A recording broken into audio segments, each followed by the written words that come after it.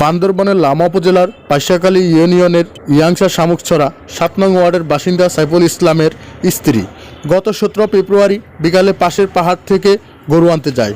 পথের মধ্যে একা পেয়ে অশ্লীল প্রস্তাব দেয় প্রতিবেশী নাসিরউদ্দিন। এতে রাজি না হওয়ায় কিল ঘুষি লাথি মেরে জোর প্রয়োগ করেন।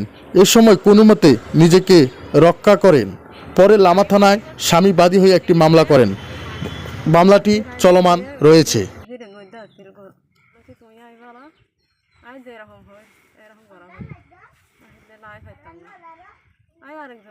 ছিলাম না, ওরা ডাক্তার এখানে নিচ্ছে, তখন রুবেল এসে আমাকে বললো যে না না এরকম এরকম ব্যাপার। তা আগে ডাক্তারে দেখাও।